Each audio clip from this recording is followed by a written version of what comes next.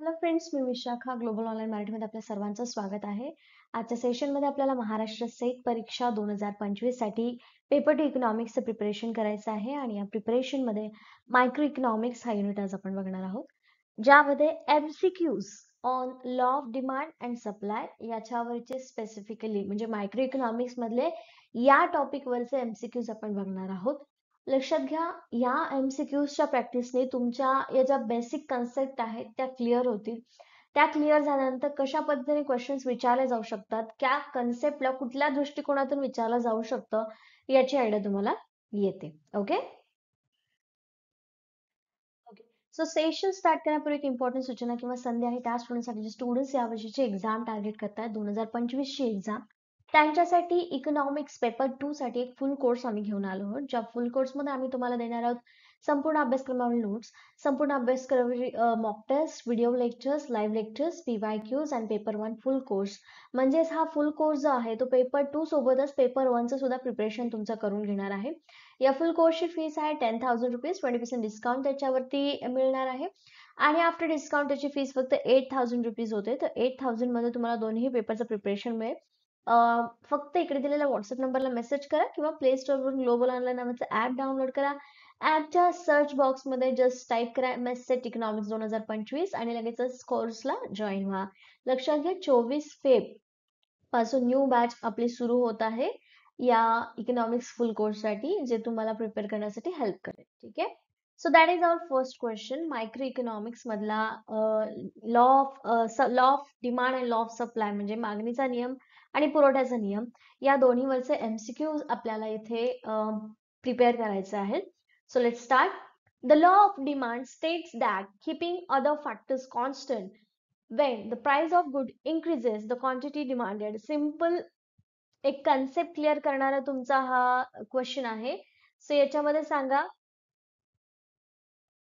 की जेव्हा इतर परिस्थिती कायम असते, ठीक आहे, मागणीचा नियम आपल्याला काय सांगतो असं विचारलं की इतर परिस्थिती कायम असताना घटक स्थिर असतील. इतर परिस्थिती कायम म्हणजेच घटक स्थिर असतील तर एखाद्या वस्तूची किंमत जेव्हा वाढते तेव्हा मागणी काय होते? Option A increase, decrease, remains the same and doubles. काय होते प्राइस बद्दल सांगा जरा फास्ट.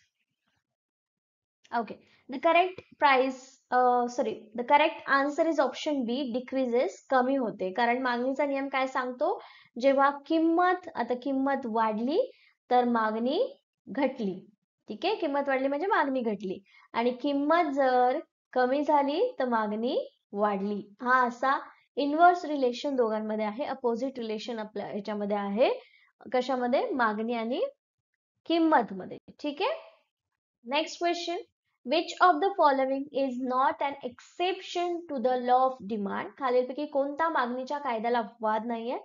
जेव्हा आपण थेरी सेशन घेतलं होतं त्याच्यामध्ये बघितलं होतं की हा प्रत्येक गुड्सचा अर्थ काय आहे आणि ह्या दिलेल्या ऑप्शन्स पैकी कोणता असा वर्ड किंवा कोणता असा गुड आहे जे मागणीच्या नियमाला अपवाद नाहीये? Option A Giffen goods, Veblen goods, necessities, normal goods. Yes,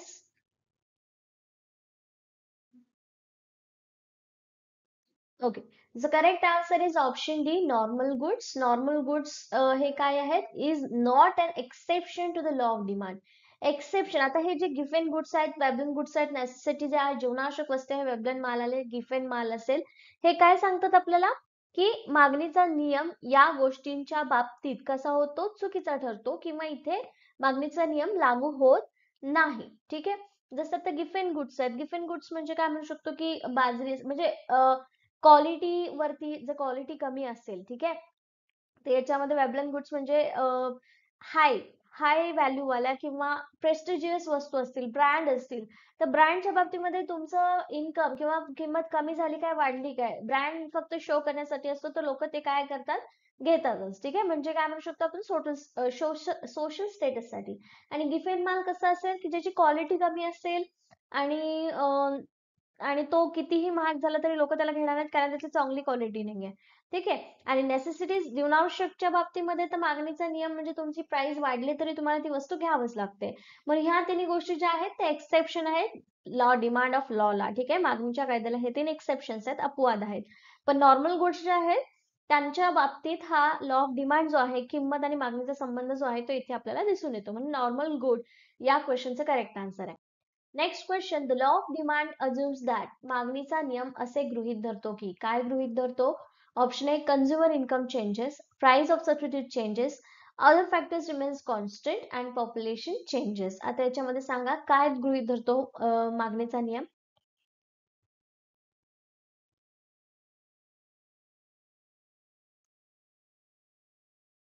okay, so correct answer आहे option C, other factors remains constant. आता याच्यामध्ये बघा, आपण जेव्हा मागणीचा नियम जेव्हा बघत होतो किंवा पुरवठ्याचा नियम, दोघांनाही इतर परिस्थिती कायम असताना हा एक गृहीतक सगळ्यात पहिले, म्हणजे बाकीचे जेव्हा सिद्धांत आपण शिकतो तेव्हा त्या सिद्धांतामध्ये पहिले सिद्धांत असतात, त्याची हे असतात, गृहीतक असतात.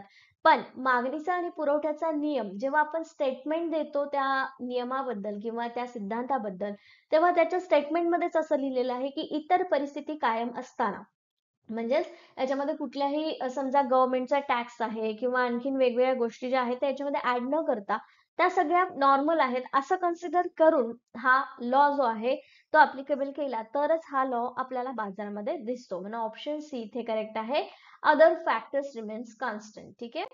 The next question, if the demand for good increases when consumer income rises, the good is, ठीक आहे, ग्राहकाचं उत्पन्न वाढलं की एखाद्या वस्तूची मागणी वाढली तर ती वस्तूला काय म्हणतो? Option A, Giffen good, a normal good, an inferior good, a substitute good. Giffen वस्तू, सामान्य वस्तू, निकृष्ट वस्तू, पर्याय वस्तू. Giffen good. Okay, sorry for the correction.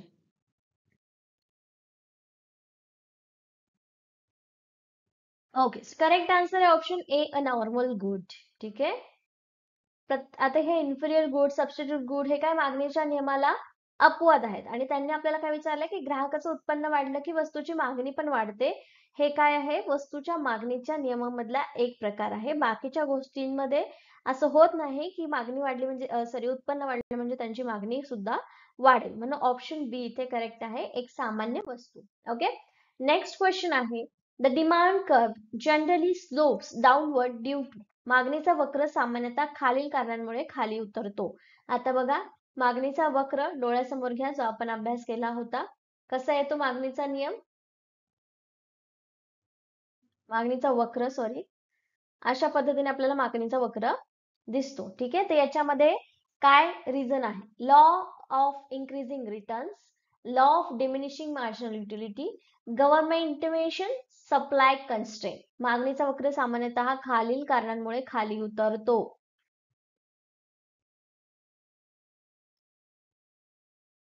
काय आन्सर असेल? Okay, the correct answer is option B, law of diminishing marginal utility. तर सगळ्यात पहिले आपण काय बघितलं होतं की एकच वस्तू जर आपण खरेदी करायला गेलो तर एक वेळ अशी येते की आपल्याला ते नको होतं. म्हणून या हिशोबाने आपण काय करतो, जसं प्राइस असेल त्याच्यामध्ये हा, आता इथे बघा directly law of diminishing marginal utility काय सांगते किंवा घटत्या सीमांत उपयोगितेचा सिद्धांत आपल्याला काय सांगतो की जेव्हा जेव्हा एकाच वेळी जर तुम्ही एक कंटिन्यूली एवढ्या सगळ्या वस्तूंच्या नगांचा जर उपभोग घेतला तर त्याच्या वाढणाऱ्या प्रत्येक नगासोबत जे उत्पादन त्याची उपयोगिता जी आहे ती घटत जाते. या नियमानुसार आपण शिकलो की त्या व्यक्तीने किंवा ग्राहकाने इंडिफरन्स कर्व नुसार वेगवेगळे ऑप्शन्स असतात ते चॉईस करायचे आणि मग हे जे चॉईसेस करणार आहेत ते कशाच्या बेसवरती करणार आहेत आपण? तर प्राइसच्या बेसवरती. म्हणजे प्राइस जास्त असेल त्याच्या कमी वस्तू घेणार आणि जिची प्राइस कमी आहे त्याच्या जास्त कमी कमी वस्तू घेणार. प्राइस जास्त असेल तर कमी वस्तू घेणार आणि प्राइस कमी असेल तर आपण जास्त, बरोबर. ठीक आहे. सो या हिशोबाने आपण law of diminishing marginal utility वरती हा डिमांड कर्व जो आहे तो खाली उतरणारा आहे. ठीक आहे. The next, the law of supply states that other things remaining constant, the quantity supply of good is. पुरवठ्याचा नियम आपल्याला काय सांगतो की इतर परिस्थिती, इतर गोष्टी स्थिर असताना वस्तूच्या पुरवठ्याचे प्रमाण कसे होते? Option A, increase when the price increases, decrease when the price increases, remains constant, changes randomly. आता इथे पण तुम्हाला लॉ ऑफ सप्लाय विचारलेला आहे थोडक्यामध्ये की इतर परिस्थिती कायम आहे, पुरवठ्याचा नियम लागू करण्यासाठी. तर अशा केसमध्ये खालीलपैकी कोणती कंडिशन तुम्हाला दिसून येईल? पुरवठा आता ऑप्शन्स मध्ये तुम्हाला विचारलेलं आहे की काय आहे? Supply, law of supply. ठीक आहे, काय आन्सर असेल माझा? ओके, सो याचा करेक्ट आन्सर आहे option A, increase Wien the price increases. ठीक आहे, सप्लाय कसं आहे? जसं आपण बघितलं की डिमांड जे आहे, डिमांड मध्ये इनव्हर्स रिलेशन आहे दोघांमध्ये. ठीक आहे, पण सप्लाय मध्ये किंमत किंमत वाढली की पुरवठा पण वाढतो, किंमत कमी झाली की पुरवठा पण कमी होतो. ठीक आहे, म्हणजे ह्या दोघांमध्ये पॉझिटिव्ह रिलेशन आहे सप्लाय मध्ये किंवा पुरवठ्याच्या नियमामध्ये. Next question, what happens to the supply curve when production cost decreases? आता हे बघा, जेव्हा उत्पादन खर्च कमी होतो तेव्हा पुरवठा वक्राचं काय होतं? आता याच्यामध्ये लक्षात घ्या. ओके, आता याच्यामध्ये कसं लक्षात येईल तुम्हाला की जेव्हा सप्लाय कर्व उत्पादन खर्च होतो, आता समजा एक वस्तू बनवायला उत्पादन खर्च 10 रुपये येतोय आणि तो पुढे जाऊन 8 रुपये होतोय, म्हणजे उत्पादन खर्च कमी झाला, तर यापैकी कोणती गोष्ट तुम्हाला दिसून येईल? ठीक आहे, तर option A, shift to the right, shift to the left, remains unchanged, become steeper. Okay, so याचं करेक्ट आन्सर आहे option A, shift to the right. ठीक आहे, म्हणजे काय होतो? शिफ्ट टू द राईट म्हणजे काय होतं की याच्यामध्ये जो पुरवठा आहे आपला तो चीपर होतो, म्हणजे चीपर झाला, वस्तू जेव्हा प्रोडक्शन कॉस्ट कमी होत आहे म्हणजे मार्केटमध्ये त्या वस्तूची किंमत वाढली आहे, आणि किंमत वाढली की पुरवठा सुद्धा वाढतो, म्हणजेच पुरवठा इथे काय होणार आहे आपला? वाढणार आहे. समजा असा होता, ठीक आहे, कर्व हा असा होता, तर हा पहिला कर्व झाला. ठीक आहे, हा कर्व जेव्हा राईटला सरकतो तेव्हा तो असा होतो, म्हणजे तो वाढणार आहे, पुरवठा वाढणार आहे. समजा इथून पुढे जर असेल असा कर्व, ठीक आहे, ह्या प्राइसला, तर हा कर्व पुढे गेलाय म्हणजे राईटला गेलाय, हा शिफ्ट झालाय राईटला, म्हणजेच काय झालेला आहे? पुरवठा वाढलेला आहे. इकडे आपण क्वांटिटी दाखवतो ना, म्हणजे हा पुरवठा अशा पद्धतीने वाढलेला दाखवता येतो. Okay. Okay. Now next question. Which of the following factor does not directly affect the supply of the product? खालीलपैकी कोणता घटक उत्पादनाच्या पुरवठ्यावर थेट परिणाम करत नाही? ऑप्शन आहे production technology, price of the goods, consumer preferences, government taxes. आता हे सगळे परिणाम सप्लाय वरती किंवा सप्लायच्या पुरवठ्यावरती ऑब्व्हियसली करतात, हे आपल्याला क्वेश्चन मध्ये सांगितलंय. पण काय विचारलेलं आहे? डायरेक्टली अफेक्ट करत नाही असं विचारलेलं आहे. उत्पादन तंत्रज्ञान, वस्तूची किंमत, ग्राहकांची आवडीनिवडी आणि सरकारी कर. त्याचं करेक्ट आन्सर काय असेल? Just let me know, what do you think about this question? Okay, the correct answer is option C, consumer preference. आता कंझ्युमरला एखादी वस्तू आवडत नसेल तर एका कंझ्युमरला ती वस्तू आवडत नाही म्हणून लोक त्याचं सप्लाय करणं बंद करतील का? Obviously not. म्हणून ऑप्शन सी जे आहे, जे डायरेक्टली सप्लायवरती अफेक्ट करत नाही, ते करत असतील पण कसे इनडायरेक्टली करतात आणि खूप कालांतराने करतात. म्हणजे आता एखादा नवीन ड्रेस आला असेल, ती फॅशन लोक घालतात आणि कालांतराने त्यांना ते आवडेनाशी होते आणि मग त्यानंतर त्याचा पुरवठ्यावर परिणाम होतो की आता ती फॅशन बंद झाली. ठीक आहे. Okay, the next question. If the price of raw materials used in the production increases, the supply curve will. आता उत्पादनात वापरल्या जाणाऱ्या या कच्च्या मालाची किंमत वाढल्यास पुरवठा वक्र काय होईल? आता बघा, याच्यामध्ये लास्ट क्वेश्चन जो होता त्याच्यावरती थोडासा हा अजून ऍडव्हान्स क्वेश्चन दिलेला आहे. असेच क्वेश्चन सेट मध्ये कधी कधी विचारले जातात, म्हणजे इझी क्वेश्चन आहे. मागच्या याच्यात विचारला होता की त्याच्यामध्ये उत्पादन कॉस्ट जर कमी झाली तर काय होईल, तर याच्यामध्ये आता सांगितलेलं आहे की आता प्रोडक्शन रॉ मटेरियल आहे, रॉ मटेरियलचं जेव्हा प्राइस वरती effect, use in a production increase. ठीक आहे, रॉ मटेरियलचे प्राइस जे आहे, जे कच्चा माल जो उत्पादनामध्ये वापरला जातोय, म्हणजेच इथे काय होणार आहे? कॉस्ट ऑफ प्रोडक्शन काय होणार आहे? वाढणार आहे. इन्क्रीज म्हणलेलं कच्च्या मालाची किंमत वाढल्यास पुरवठा वक्र कसा होईल? आता इथे बघा, पुरवठा वक्र, आता किंमत वाढली आणि प्रॉफिट कमी झाला, म्हणजे इथे काय झाले? प्राइस कमी झाले मार्केटमध्ये. प्रॉफिट कमी झाला म्हणजेच प्राइस कमी झाली ना त्या प्रोडक्शन साठी. तर shift the right, shift the left, remains unchanged, become horizontal. तर याच्या केसमध्ये काय आन्सर असेल याचं correct answer? What do you think? Obviously shift the left. जर मार्केटमध्ये प्रॉफिट जास्त होत असेल, आता कॉस्ट जी आहे 10 रुपये खर्च येत होता एक वस्तू बनवायला, एक बिस्किट पुडा बनवायला समजा 10 रुपये खर्च येत होता, आता खर्च येतोय 8 रुपये, म्हणजे कॉस्ट कमी झाली, मग 2 रुपये एक्स्ट्रा मिळत आहेत ना त्या बिस्किट बनवणाऱ्याला. आधी समजा 2 रुपये मिळत होते तर प्लस हे 2 म्हणजे टोटल 4 रुपये मिळत आहेत. म्हणजे ते मार्केटमध्ये प्राइस वाढले तर पुरवठा ऑब्व्हियसली वाढणार आहे. म्हणून त्याचा पुरवठा वक्र हा राईटला शिफ्ट होत होता. आता या क्वेश्चन मध्ये असं विचारलंय आपल्याला की रॉ मटेरियल म्हणजेच आपली प्रोडक्शन कॉस्ट जी आहे ती वाढलेली आहे. पहिले 8 रुपयामध्ये होत होती, आता 10 रुपयामध्ये होत होती. म्हणजे आता आपला प्रॉफिट इथे 2 रुपयांनी काय झालेला आहे, कमी झालेला आहे. म्हणजेच मार्केटमधली प्राइस कमी झाली आहे. आणि मार्केटमधली प्राइस कमी झाली तर ऑब्व्हियसली काय होणार आहे, सप्लाय कमी होणार आहे. मग जेव्हा आधी सप्लाय एवढा होता, आता सप्लाय किती होणार आहे, या प्राइसला सप्लाय केवढा होणार आहे, एवढा होणार आहे. मग आधी वक्र इथे होता तो आता इकडे झालाय, म्हणजे हा इकडे शिफ्ट झालाय, म्हणजे शिफ्ट टू द लेफ्ट. ठीक आहे, डाव्या साईडला तो शिफ्ट झालाय. Okay, get it? Okay. The next question, which of the following is an exception to the law of supply? पुरवठ्याच्या नियमाला खालीलपैकी कोणता अपवाद आहे? Option A, technological improvements, agricultural products, price of raw materials, government regulations. ठीक आहे, तांत्रिक सुधारणा, कृषी उत्पादने, कच्च्या मालाची किंमत, शासकीय नियम. यापैकी कोणता अपवाद आहे? अपवाद विचारला लॉ ऑफ सप्लायला. बघा सांगता येतंय का? Okay, the correct answer is option B, agricultural product. Agriculture product ह्या काय अपवाद, आता तांत्रिक सुधारणा झाली तर तिथे पुरवठा म्हणजे कमी चीपर टाइम मध्ये किंवा कमीत कमी वेळामध्ये जास्तीत जास्त उत्पादन करू शकतो, म्हणजे सप्लाय वाढवता येऊ शकतो. कच्च्या मालाची किंमत कमी जास्त झाली की पुरवठ्यावर त्याचा परिणाम दिसून येतो. गव्हर्नमेंट टॅक्सेस कमी जास्त झाले की पुरवठ्यावर परिणाम दिसून येतो. पण शेतीमधल्या जे उत्पादन आहे त्याचा कुठलाही परिणाम पुरवठ्यावर होतोय असं दिसत नाही. किंवा हे अपवाद इथे जो आहे तो काय आहे, ऍग्रिकल्चर प्रोडक्टच्या बाबतीमध्ये वस्तूंचा अपवाद म्हणजे कसं आहे बघा. आता इथे ऍग्रिकल्चर प्रोडक्ट हा अपवाद कसा आहे लॉ ऑफ सप्लायला? लॉ ऑफ सप्लाय आपल्याला काय सांगतो की जेव्हा प्राइस वाढेल तेव्हा मार्केटमध्ये सप्लाय वाढेल. बरोबर आहे, म्हणजे प्राइस एवढी होती तर एवढाच सप्लाय केला, प्राइस वाढली एवढा केला, प्राइस वाढली एवढा केला. पण आता ऍग्रिकल्चरल प्रोडक्ट कसे असतात, नाशवंत असतात. बरोबर आहे. मग नाशवंत प्रॉडक्ट्सला जर इथून या प्राइस वरून या प्राइस वर जायची जर वाट बघितलं तर एवढ्या मोठ्या गॅप मध्ये हे वस्तू ज्या आहेत त्या खराब होऊ शकतात. मग बेटर वे आहे त्या खराब होऊन घालवण्यापेक्षा ज्या प्राइसला सध्या त्या अवेलेबल आहेत त्या प्राइसला ते विकून देतात. म्हणजे तिथे प्राइस वाढण्याची वाट बघितली जात नाही. एका स्पेसिफिक टाइम पिरियड पर्यंत जोपर्यंत ह्या वस्तू चालतील तोपर्यंत वाट बघितली जाते, त्याच्या पुढे वाट बघितली जात नाही. आणि त्यामुळे हे वस्तू कृषी उत्पादनं ऍग्रिकल्चर प्रोडक्ट हे लॉ ऑफ सप्लायला काय आहेत, अपवाद आहेत. Okay, get it?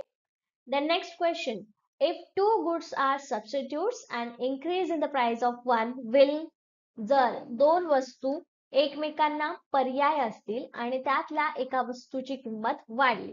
ठीक आहे, चहा आहे आणि कॉफी आहे. ठीक आहे, त्यातल्या चहाची प्राइस 10 रुपयावरून 20 रुपये झाली तर चहाच्या बाबतीमध्ये काय कंडिशन तुम्हाला बघायला मिळेल? Option A, decrease in demand for the other, increase in demand for the other, have no effect on demand, decrease supply of the others. काय वाटतं याच्यामध्ये काय करेक्ट आन्सर असेल तुम्हाला वाटतंय? ओके, सो याचं करेक्ट आन्सर आहे option B, increase demand for the others. ठीक आहे, म्हणजे कॉफीसाठी डिमांड कशी होणार आहे, ऑब्व्हियसली वाढणार आहे. चहा 10 रुपयावरून 20 रुपये झाला डायरेक्ट आणि कॉफी 15 रुपयाला मिळते आणि दोघंही सेम काम करतायत रिफ्रेशमेंटसाठी. सो ऑब्व्हियसली कॉफीची मागणी कशी होते, इथे वाढते. म्हणून ऑप्शन बी करेक्ट आहे. दुसऱ्या वस्तूची मागणी, सबस्टिट्यूट गुड. ठीक आहे, ऑप्शनल किंवा पर्याय असणाऱ्या वस्तूंना दुसऱ्या वस्तूची डिमांड काय होते, वाढते. Okay, next question, when the price of normal good falls the income effect causes. जेव्हा एखाद्या वस्तूची किंमत कमी होते तेव्हा उत्पन्नाचा परिणाम काय होतो? आता ऑप्शन आहे demand to fall, demand to rise, no change in demand, decrease in a supply. Question परत एकदा बघा लक्षात येईल. जेव्हा सामान्य वस्तूची किंमत कमी होते, नॉर्मल गुडच्या बाबतीत विचारल्या, जेव्हा वस्तूची किंमत कमी होते तेव्हा उत्पन्नाचा परिणाम कसा होतो? आणि याचं करेक्ट आन्सर काय असणार आहे मग? ऑप्शन बी, डिमांड राईज. नॉर्मल गुड्सच्या बाबतीत विचारलंय, किंमत कमी झाली तर पुरवठा आपला, किंमत कमी झाली तर मागणी कशी होणार, वाढणार आहे ऑब्व्हियसली. उत्पन्नाचा परिणाम त्याच्यावरती काही होणार नाहीये, म्हणजे उत्पन्न कमी जरी असेल तर त्याची प्राइस कमी झाली म्हणून तुम्ही ती वस्तू खरेदी करणार, म्हणजे त्याची मागणी करणार.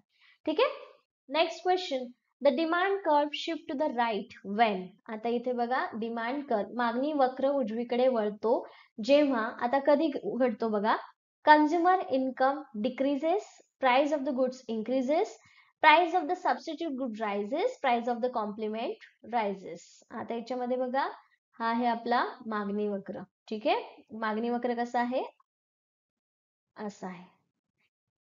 ठीक आहे, आता मी ह्याचा प्रत्येकाचा एक हे काढते.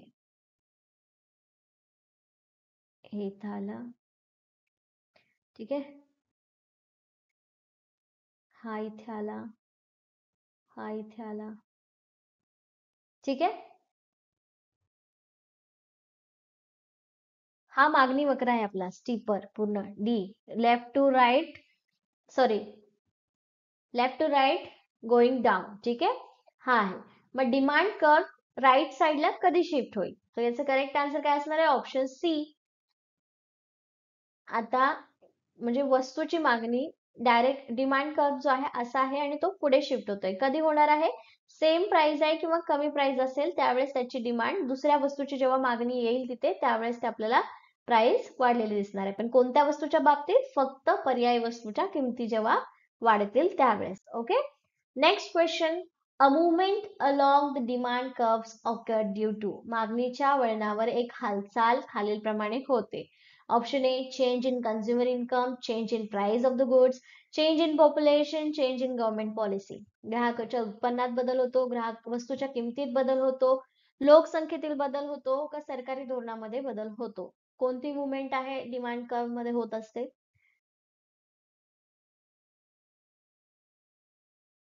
Option B, change in a price of the good. Obviously मागणीचा नियम हा प्राइस आणि क्वांटिटी याच्यावरती डिपेंड आहे आणि म्हणून इथे विचारले की मागणीच्या कर्व मध्ये वस्तूची प्राइस हा एक महत्वाची भूमिका बजावतो. एकदम सिंपल क्वेश्चन विचारलेला. Okay, next question. What type of demand exists when the demand for one product is strongly linked to the demand for another product? ठीक आहे, एका उत्पादनाची मागणी दुसऱ्या उत्पादनाच्या मागणीशी जोडली जाते तेव्हा कोणत्या प्रकारची मागणी अस्तित्वात असते. Car, petrol. ठीक आहे, साखर, चहापत्ती. ओके, अजून अजून अशा पद्धतीच्या जोड्या आहेत म्हणजे एकाची डिमांड दुसऱ्यावरती बेस्ट असते. ठीक आहे, शूज अँड सॉक्स. ठीक आहे, आता जशी एक घेतली तर दुसरीचा उपयोग आहे, नुसते सॉक्स घेऊन उपयोग आहे का, नाही. नुसते चहापत्ती घेतलं, साखरच घेतली नाही तर, फक्त आपण पेट्रोल घेतलं, कार घेतली नाही तर, म्हणजे ह्याच्यामध्ये काय आहे, एक वस्तू दुसऱ्यावरती डिपेंड आहे. तर या मागणीला आपण काय म्हणतो,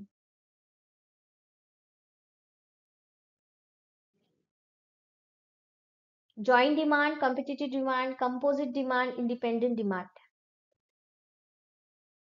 ओके, सो याचा करेक्ट आन्सर आहे option A, joint demand.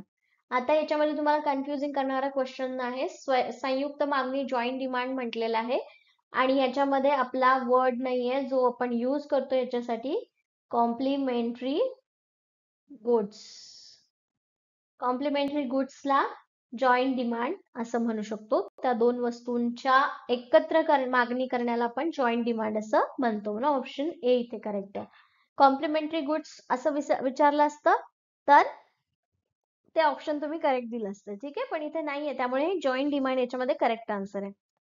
The next question. A perfectly inelastic demand curve is. आता लक्षात घ्या, एक पूर्णपणे लवचिक मागणी वक्र कसा आहे, तर पूर्णपणे परफेक्टली इनइलास्टिक डिमांड, अलवचिक डिमांड. आता याच्यामध्ये अलवचिक डिमांड आहे म्हणजे की अलवचिक म्हटलं की प्राइस बदलणार नाही. ठीक आहे, म्हणजे प्राइस पूर्णता म्हटलंय ना, म्हणजे प्राइस अजिबात बदलणार नाही.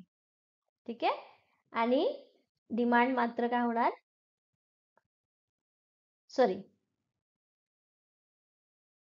Inelastic demand. डिमांड इनइलास्टिक आहे म्हणजे डिमांड अजिबात चेंज होणार नाही. ठीक आहे, प्राइस मध्ये किती डिफरन्स आला तरी हा कर्व येतो. लक्षात घ्या, काय म्हणलेलं आहे, परफेक्टली इनइलास्टिक म्हटलंय ना, म्हणजे डिमांड इथे मागणी जी आहे ते चेंज होत नाही, म्हणजे क्वांटिटी चेंज होणार नाहीये, अलवचिक आहे क्वांटिटी, प्राइस कितीही चेंज झाली तरी देखील. म्हणून मग ही मागणी, आता याच्यामध्ये वक्र कसा आहे याचं तुम्हाला काय करायचं, डिस्क्रिप्शन करायचं आहे. अपवर्ड स्लोपिंग आहे, होरिझॉन्टल आहे, व्हर्टिकल आहे, डाऊन स्लोपिंग आहे, कसं आहे. त्याचा correct answer option C vertical आहे. मी सांगितलं त्या वर्ड वरूनच तुम्हाला लक्षात घ्यायचंय. डिमांड डिमांड इन इलास्टिक आहे म्हणजे तो उभा असणार आहे, आणि डिमांड इलास्टिक आहे, प्राइस परफेक्टली इलास्टिक आहे, तर मग प्राइस चेंज नाही होणार पण डिमांड चेंज होत राहणार. ठीक आहे. Okay. The next question. A backward bending supply curve is often associated with. आता इथे बघा, मागास झुकणारा पुरवठा वक्र बऱ्याचदा कशाशी संबंधित असतो? Option a labour supply, agricultural supply, manufactured good, technological goods.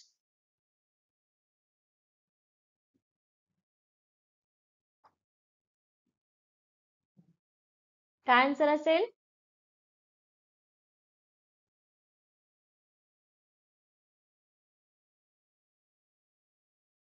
Okay, so याचं करेक्ट आन्सर आहे ऑप्शन ए लेबर सप्लाय.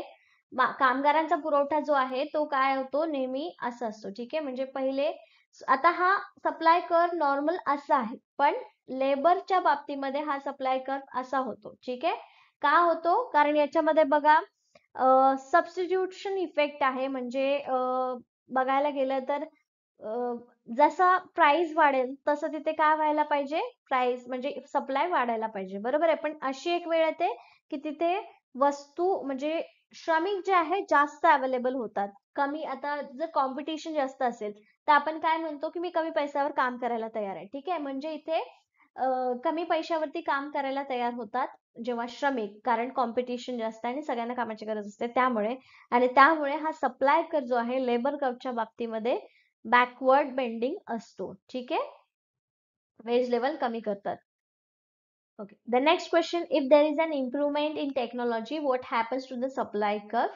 तंत्रज्ञानात सुधारणा झाली तर पुरवठ्याच्या वळणावर काय होतं? Option A it shift to the left, it remains unchanged, it shift to the right, it becomes steeper. आता बघा, अशा पद्धतीचे क्वेश्चन तुम्हाला विचारले जातात. डायरेक्ट क्वेश्चन्स डिमांड काय आहे, सप्लाय काय आहे असं नाही, त्याचा परिणाम काय होतोय. आता इथे विचारलंय की टेक्नॉलॉजी वाढली, टेक्नॉलॉजी वाढली म्हणजेच परत काय झालं? प्रोडक्शन कॉस्ट घटलंय. ठीक आहे, प्रोडक्शन कॉस्ट घटलं म्हणजे इथे कमी वेळामध्ये तुम्ही जास्त वस्तूंचा उत्पादन करताय, म्हणून तुम्हाला मार्केटमध्ये जास्त प्रॉफिट मिळतोय. जास्त प्रॉफिट मिळतोय म्हणजेच इथे तुम्हाला प्रॉफिट जास्त मिळतोय, सप्लाय तुम्ही जास्त करू शकता. मग शिफ्ट कसा होणार आहे याच्यामध्ये, म्हणजे काय परिणाम आपल्याला दिसून येईल? तर करेक्ट आन्सर आहे option option C it shift to the right. कशा पद्धतीने शिफ्ट होतो हे मी तुम्हाला सांगितलं. पहिले एवढं होत होतं, आता आता एवढं होत आहे. ठीक आहे, म्हणजे हा पुढे असा शिफ्ट झालाय. ठीक आहे. The next question, in an increase in taxes on production will.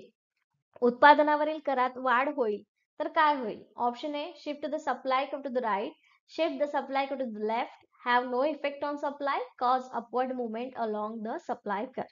पुरवठा वक्र उजवीकडे हलवलं जाईल, पुरवठा वक्र डावीकडे हलवला जाईल, पुरवठ्यावर कोणताही परिणाम होणार नाही आणि पुरवठ्याच्या वळणाच्या वरच्या दिशेने हालचाल होईल. टॅक्सेस मध्ये वाढलं, टॅक्स वाढला म्हणजे आपलं प्राइस मार्केटमध्ये कमी झाली. प्राइस कमी झाली म्हणजे काय होणार? सप्लाय कमी होणार. मग सप्लाय कर कुठे शिफ्ट होणार? लेफ्टला. ठीक आहे, ऑप्शन बी इथे काय आहे? करेक्ट आन्सर आहे. कसं? हा कर्व आहे, याच्यामध्ये टॅक्सेस वाढले. टॅक्सेस वाढले म्हणजेच जी वस्तू 5 रुपयाला विकली जात होती आणि त्याच्यातून तुम्हाला 2 रुपये मिळत होते, तर आता त्याच्यामध्ये तुम्हाला 1 रुपया ऍड करून टॅक्स भरावा लागणार आहे. म्हणजे 5 रुपये भेटत असताना 1 रुपया टॅक्स भरला तर 4च रुपये तुम्हाला मिळणार आहे. ठीक आहे, तर 4 रुपये तुम्हाला मिळतायत, तर मग म्हणजे तुमचं जे प्रॉफिट आहे तो कमी झालाय. मग मार्केटमध्ये त्या वस्तूची प्राइस कमी झाली तुमच्यासाठी. मग या ठिकाणी सप्लाय कसं होणार? प्राइस कमी झाले की कमी होणार. बरोबर आहे. Okay. The next question, the supply curve of perishable goods like fresh fruits and vegetable is usually. ताजी फळे आणि भाज्या यासारख्या नाशवंत वस्तूचा पुरवठा वक्र कसा असतो? Option A perfectly elastic, perfectly inelastic, highly elastic and highly inelastic. पूर्णपणे लवचिक, पूर्णपणे अलवचिक. आता इथे पूर्णपणे अलवचिक पाहिजे. ठीक आहे, आणि अत्यंत लवचिक आणि अत्यंत अलवचिक असे 2 ऑप्शन्स आहेत.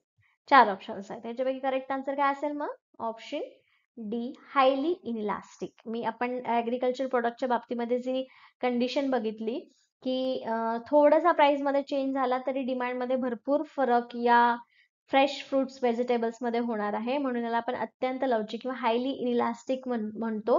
कारण त्या खराब होतात, त्या खराब होऊन नुकसान होण्यापेक्षा ज्या प्राइस मध्ये त्या आहेत त्या विकल्या पाहिजेत. ठीक आहे, सो अशा पद्धतीने हा अलवचिक आहे.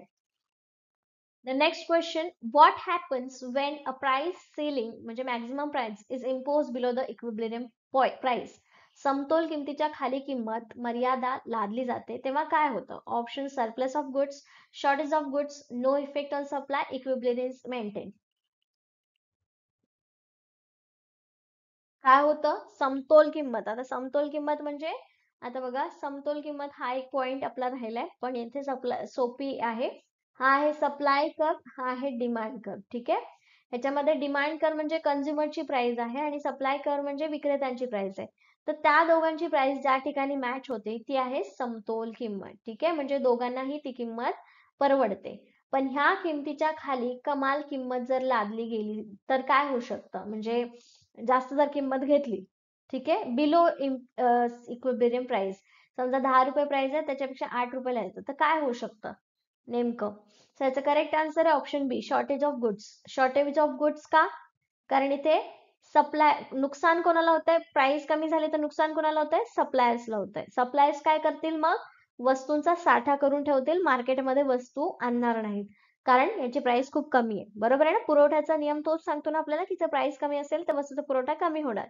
सो प्राइस कमी झाली की पुरवठा कमी होणार, म्हणजेच तिथे वस्तूंचा शॉर्टेज होणार, वस्तूंचा तुटवडा निर्माण होणार. कशामुळे? समतोल किमतीच्या खाली किंमत बाजारामध्ये होते म्हणून. ठीक आहे, next question, if the producer expect higher price in the future, the supply in present will be. जर उत्पादकांना भविष्यात जास्त किमतीची अपेक्षा असेल तर वर्तमानातील पुरवठा कसा होऊ शकतो? Option A increase, decrease, remain unchanged, weekend, perfectly elastic. आता याच्यामध्ये बघा, नॉर्मल जर ह्युमन बिंग तुम्ही म्हणून विचार करत असाल तर याच्यामध्ये काय होईल बघा, जर तुम्हाला असं वाटतंय की मला या वस्तूची प्राइस फ्युचर मध्ये जास्त येईल तर तुम्ही काय कराल? याचं आन्सर याच्यामध्येच आहे. तर करेक्ट आन्सर आहे ऑप्शन बी. सध्या वर्तमान काळात पुरवठा हा कमी केला जाईल, त्याच्यामध्ये घट होईल. ठीक आहे, obviously. The next question, if two goods are jointly supplied and increase in the price of one will. जर दोन वस्तू एकत्रितपणे पुरवल्या गेल्या तर एकाच्या किमतीत वाढ होईल आणि मग दुसऱ्याच्या बाबतीत काय होईल? ठीक आहे, आता इथे विचारलंय two goods are jointly supplied म्हणजे कार आणि पेट्रोल. ओके, तर त्याच्यामध्ये एकाची प्राइस वाढली तर दुसऱ्याच्या प्राइस बद्दल काय होईल? Increase in the supply of other, decrease the supply of other, have no effect on the supply of the other, reduce the demand for the both. तर याचं करेक्ट आन्सर आहे option A, increase in the supply of the other. दुसऱ्याचा पण supply काय होणार आहे? Obviously वाढणार आहे, कारण जॉईंट आहेत ना, दोघंही जॉईंटली सप्लाइड होत आहेत. Okay, next question, a demand curve that is perfectly elastic is. एक मागणी वक्र जो पूर्णपणे लवचिक आहे तो कसा असेल? पूर्णपणे लवचिक आहे, आता लक्षात घ्या, पूर्णपणे लवचिक आहे म्हणजेच मागणी काय होते? चेंज होते. ठीक आहे, horizontal, vertical, downward sloping, upward sloping. Change होते म्हणजे प्राइस तेवढीच राहते पण क्वांटिटी चेंज होते. डिमांड बद्दल बोलले ना, म्हणून अशा पद्धतीचा कर्व आहे. Correct answer horizontal. बरोबर आहे, हॉरिझॉन्टल आहे. Okay, the next question, I think that is the last question for today's session. In a competitive market, if demand increases and supply remains constant, the equilibrium price will be. स्पर्धात्मक बाजारात जर मागणी वाढली, ठीक आहे, मागणी वाढली आणि पुरवठा स्थिर राहिला तर समतोल किंमत काय होईल? पुरवठा स्थिर राहिला आणि मागणी वाढली म्हणजे मार्केटमध्ये पुरवठा काय होणार आहे? कमी होणार आहे. म्हणजे काय होईल किंमत याच्यामध्ये? इक्विलिब्रियम प्राइस कशी होईल? समतोल किंमत वाढेल की कमी होईल? त्याचं करेक्ट आन्सर आहे ऑप्शन ए, इन्क्रीज. आता बघा, 10 वस्तू आहेत, या क्वेश्चनचं एक्सप्लेनेशन मी असं देऊ शकते. 10 वस्तू आहेत आणि त्याची प्राइस आहे 20 रुपये. ठीक आहे, आता 20 रुपये किंमत आहे आणि उद्या जाऊन फक्त 5 वस्तू राहिल्यात आणि ह्या 5 वस्तूंसाठी 20 जण लोक आहेत जे ह्या वस्तू खरेदी करतात. आता ह्या 20 लोकांपैकी कोणाला 5 वस्तू द्यायच्या?